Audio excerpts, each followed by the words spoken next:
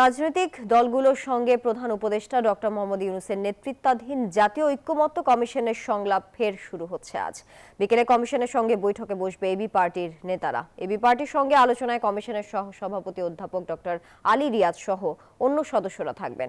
AB পার্টির chairman Mujibur Rahman মঞ্জুর নেতৃত্বে দলটির 10 সদস্যের প্রতিনিধি দল অংশ নেবেন। সংস্কার বিষয়ে জাতীয় ঐক্যমত্য গঠনে 12 ফেব্রুয়ারি জাতীয় ঐক্যমত্য কমিশন গঠিত হয়। সংবিধান, নির্বাচন, বিচার বিভাগ, দুদক, জনপ্রশাসন সংস্কারে গঠিত 5টি কমিশনের 166টি সুপারিশে 38টি রাজনৈতিক দলের কাছে মতামত চায় কমিশন। এতে 28টি দল তাদের মতামত দিয়েছে।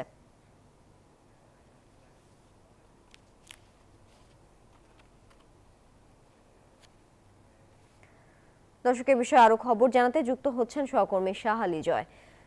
বিকাল 3টায় এবি পার্টির সঙ্গে ঐক্যমত্য কমিশনের বৈঠকে আলোচ্য বিষয় কি হতে পারে?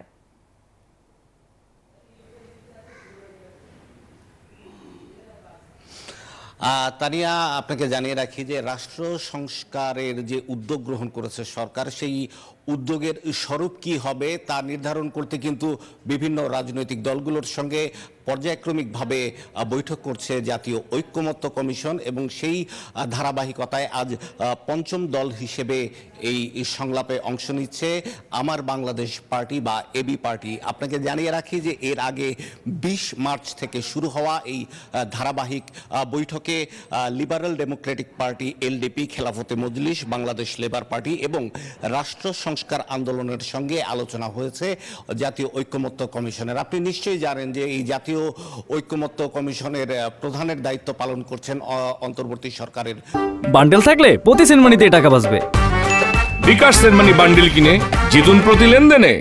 প্রধান উপদেষ্টা ডক্টর মোহাম্মদ ইউনূস এবং এর কো চেয়ারম্যানের দায়িত্ব পালন করছেন সংবিধান সংস্কারে যে কমিশন গঠিত হয় সেই কমিশনের সভাপতি অধ্যাপক আলী রিয়াজ। এবং এখানে উল্লেখ করার যে প্রথম পর্যায়ে গঠিত যে সংস্কার কমিশনগুলো গঠিত হয় সেই সংস্কার কমিশনগুলোর মধ্যে ছিল সংবিধান সংস্কার কমিশন, জনপ্রশাসন সংস্কার কমিশন, নির্বাচন ব্যবস্থা সংস্কার কমিশন, বিচার বিভাগ সংস্কার কমিশন এবং দুর্নীতি দমন সংস্কার কমিশন। এই কমিশনগুলোর যে চূড়ান্ত রিপোর্ট রয়েছে সেই রিপোর্টগুলোর ভিত্তিতে কিন্তু এই জাতীয় ঐক্যমত্য কমিশন 166টি প্রশ্ন সম্বলিত একটি স্প্রেডশিট বানিয়েছে এবং সেই স্প্রেডশিটে রাজনৈতিক দলগুলো তাদের মতামত জমা দিচ্ছে এবং পরবর্তীতে আনুষ্ঠানিক সংলাপে অংশ নিচ্ছে এবং সেই মতামত অনুযায়ী কিন্তু আগামীতে রাষ্ট্র সংস্কারের যে স্বরূপ সেই স্বরূপটি প্রকাশ হবে।